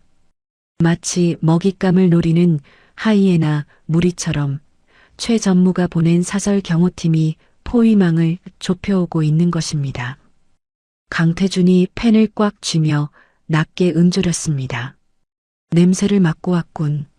늙은 사자가 잠든 줄 알고 왔겠지만 큰 실수하는 거야. 태준은 다시 책상으로 돌아와 수정된 유언장을 노려봅니다. 심장이 쿵쿵 뛰기 시작합니다. 폭풍전야의 고요함 속에서 태준은 다가올 최후의 결전을 직감합니다. 새벽 2시 저택의 창밖에는 여전히 한방눈이 쏟아지고 있지만 서재의 공기는 무겁게 가라앉아 있습니다. 강태준은 수정된 유언장을 책상 위에 펼쳐놓고 떨리는 손으로 만년필을 쥐고 있습니다. 그의 이마에는 식은땀이 송골송골 맺혀 있고 호흡이 조금씩 거칠어집니다. 옆에서 지켜보던 김석훈이 불안한 눈빛으로 태준에게 물잔과 약통을 건넵니다. 김석훈이 걱정스러운 표정으로 물었습니다. 회장님, 안색이 너무 창백하십니다. 잠시 쉬었다가 서명하시겠습니까? 강태준이 약을 입에 털어넣으며 손을 저었습니다. 아니네. 지금 끝내야 해. 놈들이 냄새를 맡고 집 앞까지 왔어. 오늘 밤을 넘기면 늦어. 강태준은 물을 삼키며 미간을 찌푸립니다. 최근 주치의가 더 효과가 좋은 신약이라며 바꿔준 심장약인데 먹을 때마다 가슴이 답답하고 현기증이 나는 기분입니다. 태준은 그저 늙어서 기력이 쇠한 탓이라 여겼지만 오늘따라 유독 심장이 옥죄어오는 느낌이 듭니다. 강태준이 펜촉을 종이에 가져다 대며 중얼거렸습니다. 최 전무 그놈이 추천한 주치의라. 약이 좀 독한 건가? 그 순간이었습니다. 마치 거대한 쇠손이 심장을 쥐어짜는 듯한 극심한 통증이 태준의 가슴을 강타합니다. 으윽 하는 외마디 신음과 함께 태준의 손에서 만년필이 툭 떨어져 굴러갑니다. 시야가 급격히 흐려지고 천장이 빙글빙글 도는 듯한 어지러움에 태준은 책상을 짚으려 허공을 허우적거립니다. 김석훈이 기겁하며 태준을 부축했습니다. 회장님, 회장님, 정신 차리세요. 강태준은 대답하려 입을 벙긋거렸지만 목소리 대신 거친 숨소리만 새어나옵니다. 그가 잡으려던 물잔이 바닥으로 떨어지며 쨍그랑 하는 요란한 파열음을 냅니다. 날카로운 유리 조각이 사방으로 튀고 태준의 몸이 힘없이 바닥으로 무너져 내립니다. 의식은 희미해져 가는데 귓가에서는 이명소리가 사이렌처럼 윙윙거립니다. 그때 서재 문이 끼익 열리며 작은 그림자가 나타납니다. 자다가 목이 말라 잠에서 깬 강은우가 소란스러운 소리에 눈을 비비며 들어온 것입니다. 강은우가 잠긴 목소리로 불렀습니다. 할아버지, 안 주무세요? 무슨 소리가 났는데? 은우의 눈에 바닥에 쓰러져 고통에 몸부림치는 태준의 모습이 들어옵니다. 태준은 핏발선 눈으로 은우를 바라보며 손을 뻗습니다. 오지 마라. 보지 마라. 라고 말하고 싶지만 혀가 굳어 말이 나오지 않습니다. 은우는 공포에 질려 뒷걸음질 치다가 찢어질 듯한 비명을 지릅니다. 강은우가 울부짖으며 소리쳤습니다. 엄마, 엄마, 할아버지가 이상해. 엄마 빨리 와. 비명소리에 놀란 이지은이 잠옷바람으로 2층 계단을 뛰어 올라옵니다. 서재로 들어선 지은은 쓰러진 태준을 보고 사색이 되어 달려듭니다. 그녀는 떨리는 손으로 태준의 기도를 확보하고 김석훈을 향해 소리칩니다. 이지은이 다급하게 외쳤습니다. 빨리요. 119. 심정지예요. 빨리 신고하세요. 김석훈이 전화기를 들고 고함을 지르는 사이 지은은 태준의 가슴을 압박하며 심폐소생술을 시도합니다. 태준은 흐릿해지는 시야 너머로 울고 있는 은우와 은별 그리고 필사적으로 자신의 가슴을 누르는 며느리의 얼굴을 봅니다. 안 돼. 이대로 죽으면 안 돼. 아이들이 위험해. 태준의 간절한 의지와 달리 세상은 점차 암흑 속으로 잠겨듭니다.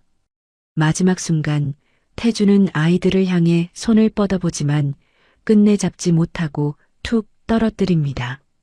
잠시 후 요란한 사이렌 소리와 함께 구급대원들이 들이닥칩니다. 들것에 실려나가는 태준의 뒤를 지은과 아이들이 울며불며 따라갑니다. 구급차가 출발하고 저택이 비는 순간 마치 기다렸다는 듯 어둠 속에 숨어있던 검은색 밴들이 정문을 통과해 들어옵니다. 차 문이 열리고 최 전무가 사설 경호원들과 이사들을 대동하고 차갑게 내립니다. 그의 입가에는 비릿한 미소가 걸려 있습니다. 최 전무가 저택을 올려다보며 비서에게 지시했습니다. 타이밍 좋군. 약 기운이 이제야 돌았어. 지금부터 이 집은 비상경영체제 본부다. 보안팀 풀어서 쥐새끼 한 마리도 못 들어오게 막아. 서재부터 뒤져서 유 원장 찾아내고. 비서가 고개를 숙이며 대답했습니다. 알겠습니다. 병원 쪽은 준비되었습니까? 최 전무가 안주머니에서 서류 봉투를 두드려 보이며 웃었습니다. 완벽하지. 이제 쇼를 시작해볼까? 대학병원 수술실 앞 수술 중이라는 붉은 등이 켜져 있습니다. 이지은은 피 묻은 손을 닦을 생각도 못한 채 의자에 앉아 떨고 있는 아이들을 품에 안고 기도를 올립니다. 은우와 은별은 겁에 질려 엄마의 품으로 파고듭니다. 강은별이 훌쩍이며 물었습니다. 엄마, 할아버지 죽는 거 아니지? 산타 할아버지가 지켜주실 거지? 이지은이 아이의 등을 쓸어내리며 울먹였습니다. 그럼 할아버지는 강한 분이야. 꼭 일어나실 거야. 걱정 마. 그때 복도 끝에서 구두 굽소리가 또각또각 울려 퍼집니다. 최 전무가 수십 명의 검은 양복을 입은 사내들을 이끌고 나타나 수술실 앞을 점거합니다. 지은은 본능적으로 아이들을 등 뒤로 숨기며 자리에서 일어납니다. 이지은이 경계하며 물었습니다. 당신들 뭐야? 회장님 수술 중이시니까 물러가세요. 최 전무는 지은을 벌레 보듯 쳐다보며 비웃음을 흘립니다. 그는 품에서 서류 한 장을 꺼내 지은의 얼굴 앞에 들이밉니다. 태산병원 병원장 직인이 찍힌 강태준 회장 치매 진단서입니다. 최 전무가 뻔뻔한 얼굴로 말했습니다. 이지은 씨? 참 대단하시네. 치매 걸려서 판단력 흐려진 노인네를 구워 삶아서 재산을 가로채려 해? 이거 완전 꽃뱀 아니야? 이지은이 기가 막혀하며 소리쳤습니다. 뭐라고요? 치매라니. 회장님은 누구보다 정신이 맑으셨어요. 이게 무슨 짓이에요? 최 전무가 손가락을 까딱하자 경호원들이 지은에게서 아이들을 강제로 떼어내려 합니다. 아이들이 비명을 지르며 지은의 옷자락을 붙잡습니다. 강은우가 발버둥 치며 외쳤습니다. 엄마, 이거 나. 우리 엄마한테서 떨어져. 최 전무가 또 다른 서류를 흔들며 차갑게 말했습니다. 이건 유전자 검사 결과지입니다. 불일치 0%. 당신이 데려온 이 애들 강민우 씨 핏줄 아니라고 나왔어. 어디서 근본도 없는 애들을 데려와서 회장님을 속여? 이지은이 악을 쓰며 반항했습니다. 거짓말. 다 조작이야. 당신들이 죽은 남편한테 무슨 짓 했는지 다 알아. 이거 나. 내 아이들 건드리지 마. 경호원 2명이 지은의 팔을 꺾어 바닥에 제압합니다.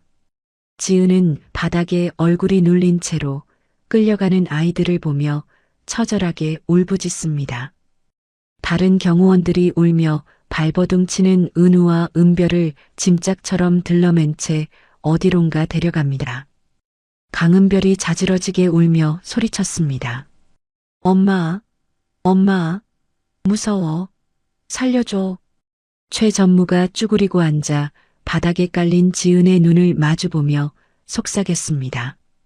당신은 사기 및 아동학대 혐의로 경찰에 넘길 거야. 그리고 저 아이들은 정서 안정을 위해 우리 병원 VIP 격리병동에서 아주 특별하게 보호해 줄게. 회장님이 깨어나도 널 찾을 수 없게 말이야. 이지은이 피를 토하듯 절규했습니다. 이 악마 같은 놈, 천벌 받을 거야. 내 아이들 돌려내. 으악. 최 전무는 옷에 묻은 먼지를 털어내며 일어납니다. 그는 비서에게 눈짓을 보내며 차갑게 명령합니다. 최 전무가 무미건조하게 지시했습니다. 끌어내. 그리고 바로 기자회견 준비해. 강태준 회장 유고 시 비상경영체제 가동 및 가짜 며느리의 사기 행각으로 보도 자료 뿌려. 지은이 병원 밖으로 질질 끌려나가는 소리가 복도에 메아리칩니다. 수술실에 붉은 등이 꺼지고 의사가 나오려 하지만 최 전무가 가로막고 의사의 어깨를 툭툭 칩니다. 이미 매수된 의사는 고개를 끄덕이며 최 전무의 뒤를 따릅니다. 외부와 철저히 차단된 병원 지하의 격리병동. 창문 하나 없는 하얀 방에 갇힌 은우와 은별이 서로를 부둥켜 안고 공포에 떨고 있습니다. 밖에서는 잠금 장치가 철컥하고 잠기는 소리가 들립니다. 강은우가 동생을 꼭 안으며 떨리는 목소리로 말했습니다. 은별아, 걱정 마. 오빠가 있잖아. 할아버지가 꼭 구하러 오실 거야. 꼭. 하지만 아이들의 믿음과는 달리 중환자실에 누운 태준의 상태는 위태롭기만 합니다. 산소호흡기를 쓴 태준의 얼굴은 시체처럼 창백하고 심박동기 모니터의 초록색 선은 불규칙하게 요동치며 B- 하고 경고음을 내뱉습니다. 생과 사의 경계에서 줄타기하는 태준의 심장 박동 소리가 폭풍 우 치는 밤의 정적을 위태롭게 가르고 있습니다. 모든 것이 최 전무의 계획대로 흘러가는 듯 보입니다. 악이 승리하고 진실은 차가운 수술실 바닥에 버려진 밤입니다. 이틀이라는 시간이 쏜살같이 지나간 아침 9시. 대학병원 중환자실의 차가운 공기 속에서 기계적인 비프음만이 규칙적으로 울리고 있습니다.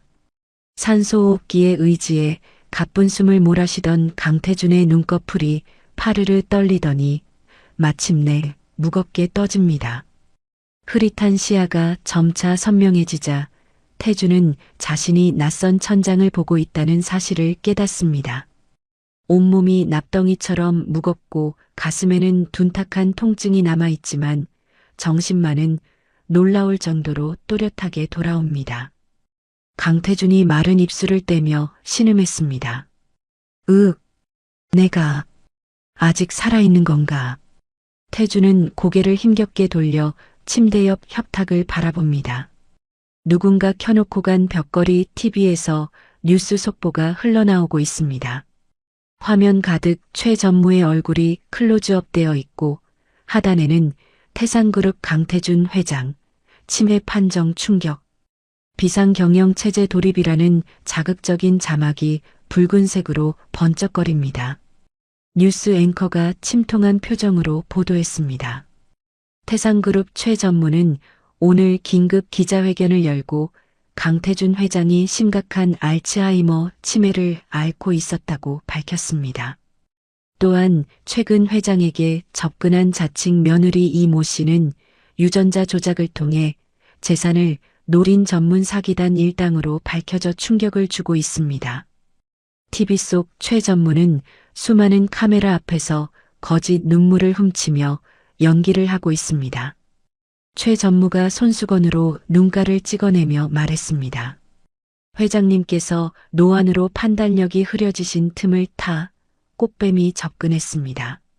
죽은 아들을 사칭해 가짜 손주들을 데려왔고 회장님은 그만 속아 넘어가셨습니다. 제가 조금만 더 일찍 알았더라면 이런 불상사는 없었을 텐데 모든 게 제 불찰입니다. 강태주는 눈앞에서 벌어지는 기가 막힌 상황에 전신이 부들부들 떨립니다. 자신을 치매 노인으로 만드는 것도 모자라 며느리를 꽃뱀으로 그토록 아끼던 손주들을 가짜라고 매도하는 놈의 파렴치함에 피가 거꾸로 솟구칩니다. 태준의 눈에서 핏발이 서고 심박동기 그래프가 요란하게 요동치기 시작합니다. 강태준이 이를 갈며 으르렁거렸습니다. 저런 죽일 놈이 감히 내 새끼들을 건드려 내 며느리를 모욕해? 분노가 아드레날린이 되어 쇠약해진 태준의 육체를 강제로 깨웁니다. 태준은 의료진을 부를 새도 없이 거친 손길로 팔에 꽂힌 링거 바늘들을 잡아뜯습니다. 흑 하는 고통과 함께 굵은 바늘이 살점을 찍고 나오고 붉은 피가 환자복 위로 뚝뚝 떨어집니다. 하지만 태준은 고통을 느낄 겨를도 없이 피 흐르는 팔을 대충 붕대로 감아 지혈합니다. 그리고 베개 밑 깊숙한 곳에 숨겨두었던 비상용 핸드폰을 꺼내듭니다. 떨리는 손가락으로 단축번호 1번을 꾹 누릅니다. 김석훈이 즉시 전화를 받았습니다. 회장님, 깨어나셨습니까? 괜찮으십니까? 강태준이 짐승처럼 그르렁거리며 명령했습니다. 지금 당장 휠체어 가져와. 화물 승강기 쪽으로. 놈들이 알면 안 돼. 최대한 은밀하게 움직여. 김석훈이 당황하며 말했습니다. 하지만 회장님, 지금 몸 상태가 의사 말로는 절대 안정이 필요하다고. 강태준이 고함을 질렀습니다. 시끄러워. 내 몸은 내가 알아. 지금 당장 오지 않으면 내가 기어서라도 갈 거야. 놈이. 최전무 그놈이 지금 회사에서 내 장례식을 치르고 있단 말이다. 어서 와. 잠시 후 병원 화물 승강기 앞 청소부 복장으로 위장한 김석훈이 휠체어를 끌고 초조하게 기다리고 있습니다. 문이 열리고 환자복 위에 두툼한 검은색 코트를 걸친 태준이 비틀거리며 걸어 나옵니다. 모자를 깊게 눌렀었지만 눈빛만은 형형하게 살아있습니다. 석훈은 태준의 팔에 배어나오는 피를 보고 울컥합니다. 김석훈이 태준을 부축해 휠체어에 앉히며 말했습니다. 회장님, 정말 괜찮으시겠습니까? 무리하시면 큰일 납니다. 강태준이 거친 숨을 몰아쉬며 손을 저었습니다. 가자.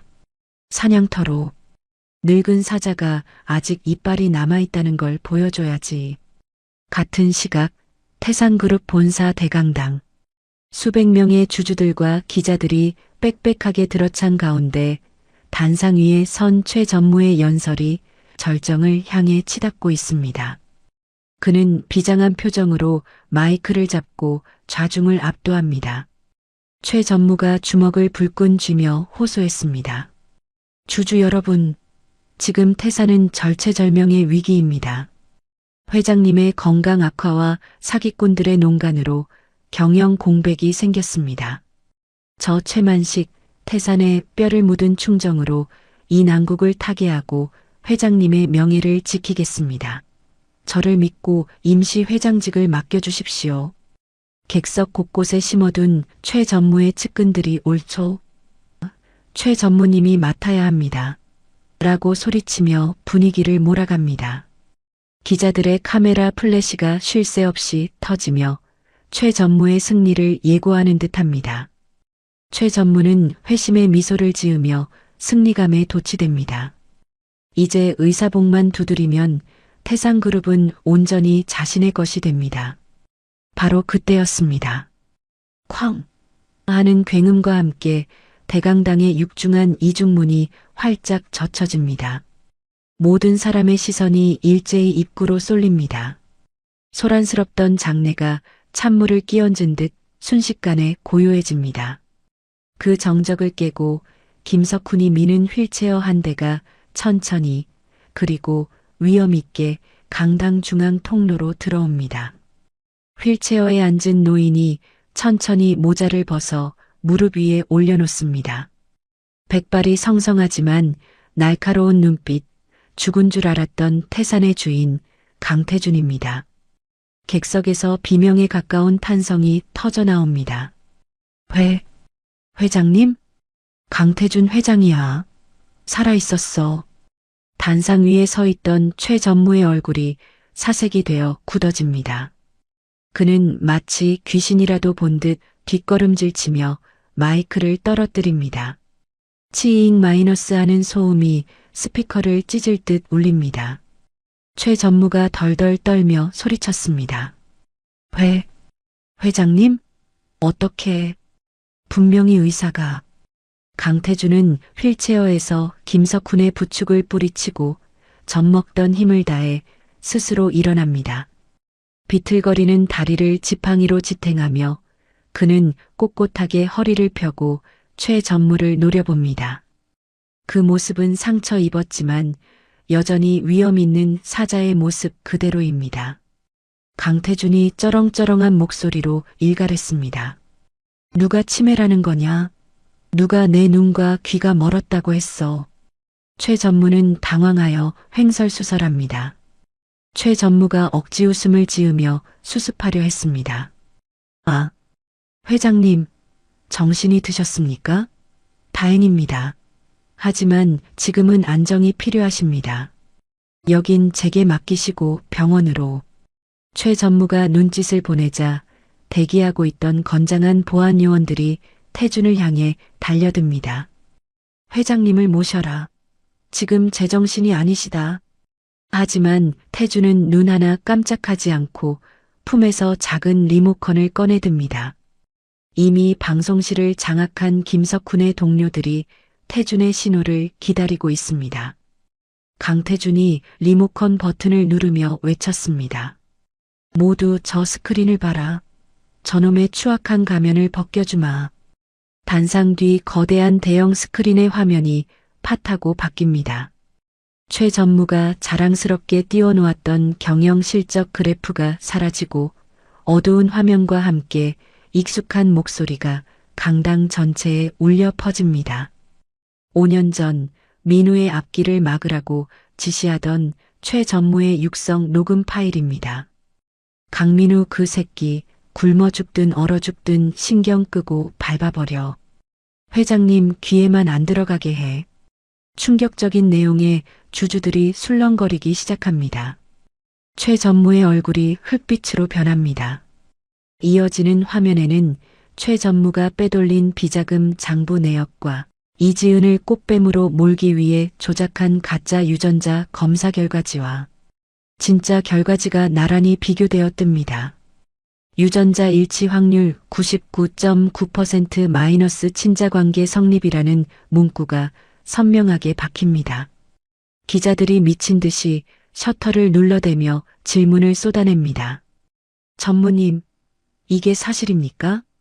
강민우 씨 죽음이 전무님 지시였습니까? 최 전무가 단상 아래로 뛰어내려오며 태준에게 달려듭니다.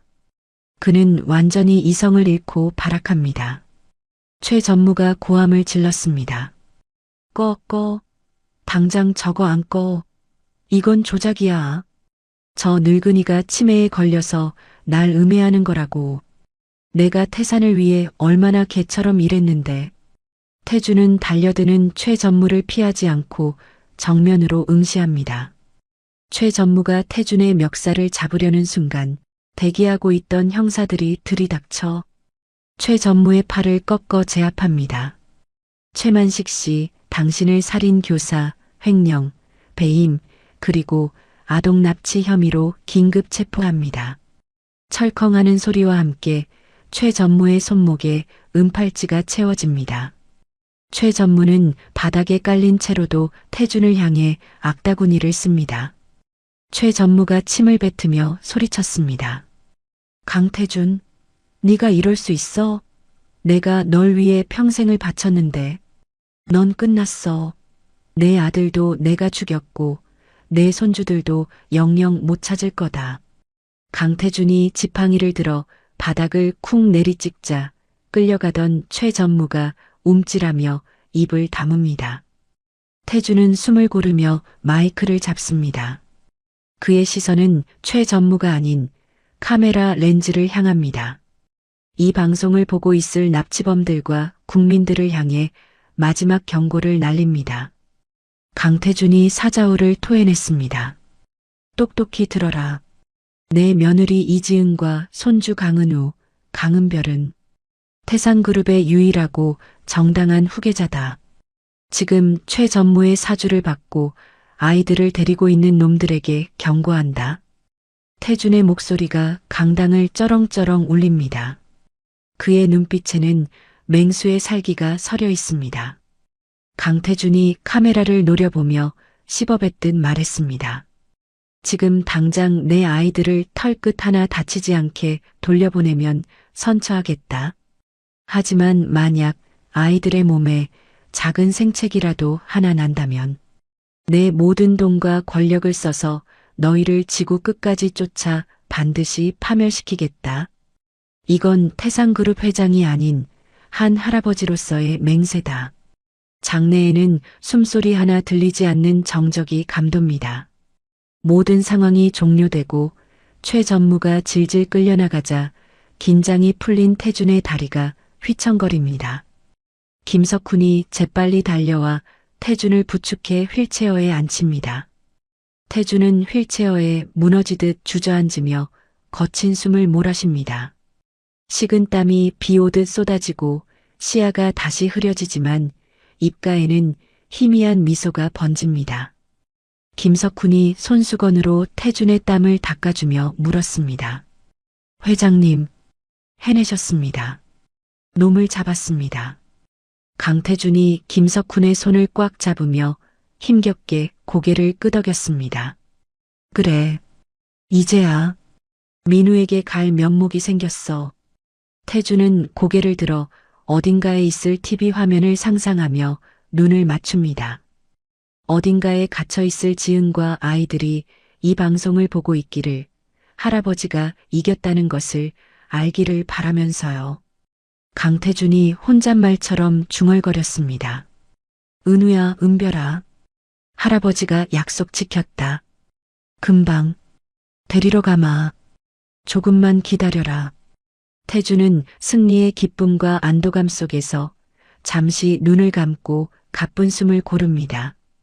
대강당의 화려한 조명 아래 휠체어에 앉은 늙은 사자의 모습은 그 어느 때보다 거대하고 위대해 보입니다. 이제 남은 것은 가족을 되찾고 가장 평범한 행복으로 돌아가는 일뿐입니다. 바깥 세상에는 폭풍이 걷히고 구름 사이로 따스한 햇살이 비치기 시작합니다. 일주일 후 태산그룹 본사 회장실. 평소라면 결제를 기다리는 임원들로 북적거렸을 공간이지만 오늘은 짐을 정리하는 박스 테이프 소리만이 정막을 채우고 있습니다. 건강을 어느 정도 회복한 강태준이 휠체어에 앉아 창밖의 서울 시내를 내려다보고 있습니다.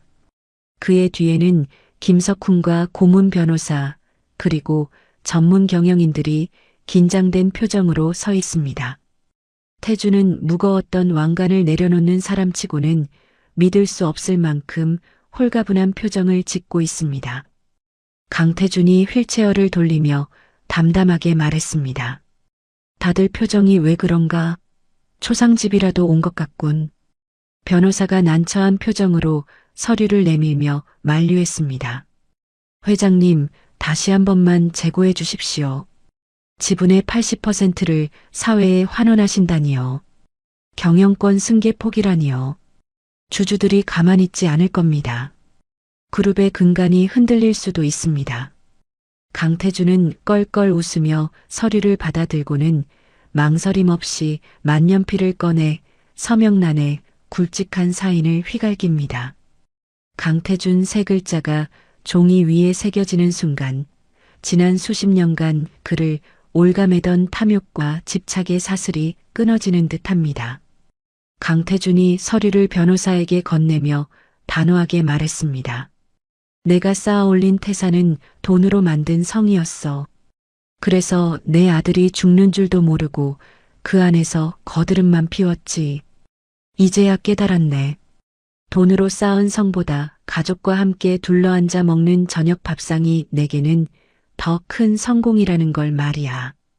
옆에 서 있던 이지은이 눈시울을 붉히며 다가와 태준의 손을 잡습니다. 그녀는 태준의 결정이 얼마나 큰 희생인지 누구보다 잘 알고 있습니다.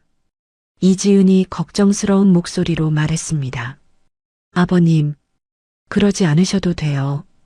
저희는 그냥 아버님 곁에 있는 것만으로도 충분해요. 평생 일구신 회사잖아요. 강태준이 며느리의 손등을 토닥이며 따뜻하게 미소 지었습니다. 아니다, 아가야. 나는 이제 짐을 내려놓고 싶구나. 남은 재산으로 신탁 기금 만들어뒀으니 너랑 아이들은 평생 돈 걱정 없이 공부하고 하고 싶은 거 하며 살 거라. 나는 이제 회장님 소리보다 할아버지 소리가 더 듣고 싶다. 태준은 책상 위에 놓여있던 명패를 쓰레기통에 툭 던져 넣습니다. 그리고 김석훈을 바라보며 고개를 끄덕입니다. 강태준이 김석훈에게 부탁했습니다. 석훈 군, 자니가 내 뒤를 잘 부탁하네. 민우 같은 놈들이 다시는 나오지 않게 사람이 먼저인 회사를 만들어주게나. 김석훈이 눈물을 참으며 허리를 깊이 숙여 인사했습니다.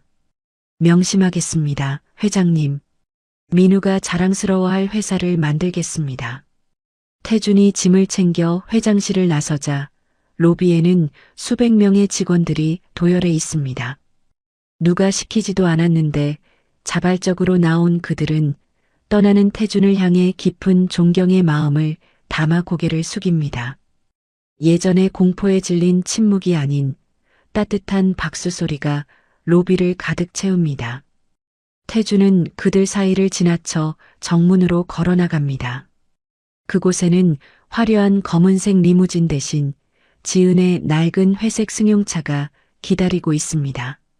뒷좌석 창문이 열리며 강은우와 강은별이 손을 흔듭니다. 강은별이 활짝 웃으며 소리쳤습니다. 할아버지, 빨리 와요. 우리 맛있는 거 먹으러 가요. 강은우도 씩씩하게 외쳤습니다. 할아버지, 내가 안전벨트 매는 거 도와줄게. 태준은 수행 비서의 부축을 거절하고 스스로 걸어가 낡은 차 뒷좌석에 낑겨 탑니다. 좁고 불편한 자리지만 양옆에서 와락 안겨오는 아이들의 체온 덕분에 태준은 세상에서 가장 편안한 안락의자에 앉은 기분입니다. 차가 출발하고 태준은 멀어지는 태상그룹 빌딩을 뒤돌아보지 않습니다. 그의 시선은 오직 아이들의 반짝이는 눈동자에 고정되어 있습니다. 그로부터 1년 후 크리스마스, 강원도 산골 마을, 하얀 눈이 소복하게 쌓인 아담한 주택 굴뚝에서 모락모락 연기가 피어오르고 있습니다.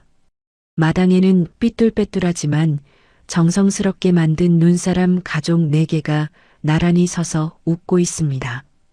가장 큰 눈사람 머리에는 낡은 중절모가 씌워져 있고 가장 작은 눈사람에는 분홍색 리본이 달려 있습니다. 이야, 받아라 눈덩이 폭탄.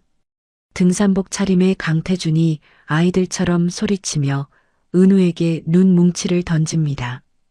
1년 전만 해도 휠체어에 의지했던 환자라고는 믿기지 않을 만큼 혈색이 좋고 건강해 보입니다. 은우가 깨르르 웃으며 눈밭을 굴러 피합니다. 강은우가 눈을 뭉치며 반격했습니다. 할아버지 치사해요. 2개 던지는 게 어디 있어요. 강은별이 빨간 썰매를 끌고 와 태준의 엉덩이를 쿡쿡 찌릅니다. 할아버지, 이제 썰매 끌어주세요. 루돌프 출동. 강태준이 짐짓 엄살을 부리며 썰매 끈을 잡습니다. 어이구, 우리 공주님 타셨습니까? 이 늙은 루돌프 허리 부러지겠네. 자, 꽉 잡아라. 출발. 태준이 썰매를 끌고 언덕을 오르자 은별의 웃음소리가 온 산에 메아리칩니다. 집안에서 앞치마를 두른 이지은이 각 구운 케이크 상자를 들고 나오며 그 모습을 흐뭇하게 바라봅니다. 그녀의 얼굴에도 그늘이라곤 찾아볼 수 없습니다. 이지은이 손을 흔들며 불렀습니다. 아버님, 은우야, 은별아, 이제 아빠 보러 가요. 늦겠어요. 네 식구는 서로의 손을 꼭 잡고 산길을 따라 걷습니다. 뽀드득, 뽀드득 눈 밟는 소리가 경쾌한 리듬처럼 들립니다. 잠시 후 도착한 곳은 양지 바른 곳에 자리 잡은 강민우의 묘소입니다. 잡초가 무성하고 비석조차 보이지 않던 1년 전에 그 참혹했던 묘는 이제 없습니다. 잘 다듬어진 잔디와 깨끗하게 닦인 비석, 그리고 주변에는 예쁜 꽃나무들이 심겨 있어 마치 공원처럼 평화롭습니다. 아이들은 익숙한 듯 챙겨온 돗자리 펴고 음식들을 꺼내놓습니다. 지은이 직접 구운 생크림 케이크와 김이 모락모락 나는 보온병에 담긴 코코아, 그리고 태준이 좋아하는 육포가 비석 앞에 차려집니다. 그리고 은우가 가방에서 구겨지지 않게 파일에 넣어온 상장 하나를 꺼내 비석 위에 자랑스럽게 올려놓습니다. 강은우가 어깨를 으쓱하며 말했습니다. 아빠, 나 이번에 받아쓰기 100점 맞았어. 선생님이 참 잘했어요. 도장도 찍어줬다? 할아버지가 나보고 천재래. 강은별도 질세라 자신이 그린 그림을 꺼내 비석 옆에 놓습니다. 네 식구가 손을 잡고 활짝 웃고 있는 그림입니다. 강은별이 비석을 쓰다듬으며 속삭였습니다. 아빠, 메리 크리스마스? 여기 우리 가족 다 그렸어. 아빠는 하늘에 있어서 날개 그려줬다? 예쁘지? 태주는 아이들의 제잘거림을 들으며 비석의 술 대신 따뜻한 코코아를 한 잔 따릅니다.